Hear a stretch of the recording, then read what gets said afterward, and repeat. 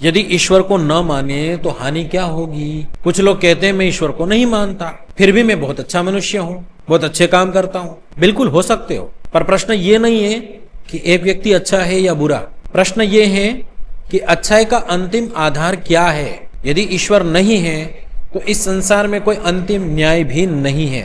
फिर जिसने छल किया, अत्याचार किया, निर्दोषों को कुचला और कानून से बच गया, क्या वह वास्तव में बच गया? यदि मृत्यु के बाद सब समाप्त है तो अत्याचारी और पीड़ित का अंत एक ही हुआ। एक ने जीवन भर अन्याय किया तो दूसरे ने जीवन भर अन्याय सहा, दोनों मिट गए। फिर न्याय कहाँ हुआ? न्याय किसे कहेंगे? न्याय की परिभाषा कैसे स्थापित करेंगे? हम चाहते हैं ना, न्याय चाहते हैं हम, केवल मनुष्य का कानून पर्याप्त नहीं है, क्योंकि कानून से अपराध छिप सकता है, प्रमाण मिटाए जा सकते हैं और गवाह खरीदे जा सकते हैं। निर्दोष को दोषी भी बनाया जा सकता है और दोषी को सम्मानित होकर के मरना होता है। चाहता है वो मैं सम्मानित हूं, और वो दोषी सम्मानित होकर मर सकता है। यदि इससे आगे कोई न्याय नहीं तो ईमानदारी कई बार घाटे का सौदा लगने लगेगी और अपराध सिर्फ पकड़े जाने की भूल। यही ईश्वर का विचार मनुष्य के भीतर एक सीमा बनाता है। कोई मुझे देखे या न देखे, मेरा प्रत्येक कर्म अपना परिणाम फल लेकर के आएगा। ईश्वर को न मानने वाला अनिवार्य रूप से बुरा हो जाए, ये कहना भी अन्याय होगा। अनेक नास्तिक भी दयालु, ईमानदार और सेवाभावी होते हैं, पर प्रश्न फिर वही है, उन मूल्यों का स्थायी आधार क्या है? समाज तो कभी सती प्रथा को भी सही मानता था।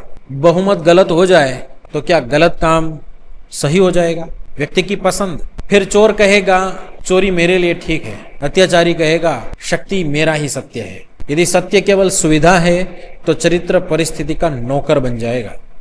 अब कोई कहे मैं ईश्वर को नहीं मानता पर कर्मफल और पुनर्जन्म मानता हूं, तो प्रश्न उठेगा कर्मों का ठीक ठीक लेखा कौन रखता है? किसे किस परिस्थिति में जन्म मिलेगा, यह निर्णय कौन करता है? जन्म केवल संयोग है क्या? तो कर्मफल कहाँ गया? और कर्मफल सत्य है तो न्यायकारी व्यवस्था को कैसे नकारा जाएगा?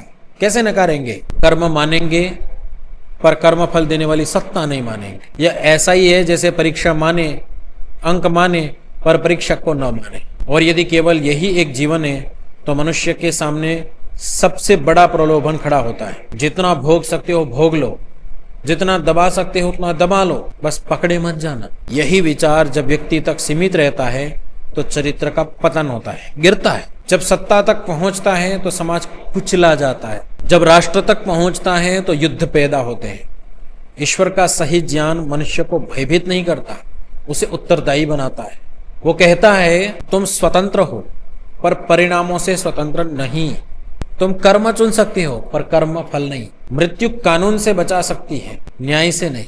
इसलिए ईश्वर को मानना सिर्फ पूजा का विषय नहीं, ये जीवन में अत्यंत उत्तरदायित्व को मानना है। यह विश्वास है सत्य कभी व्यर्थ नहीं जाता, अन्याय हमेशा विजयी नहीं रहता, और मनुष्य का जीवन केवल जन्म और मृत्यु के बीच का मनोरंजन नहीं, एक उत्तरदायित्व है। ईश्वर को मानना इसलिए आवश्यक नहीं कि मनुष्य डरता रहे, बल्कि इसलिए कि शक्ति मिलने पर भी वो मनुष्य बना रहे।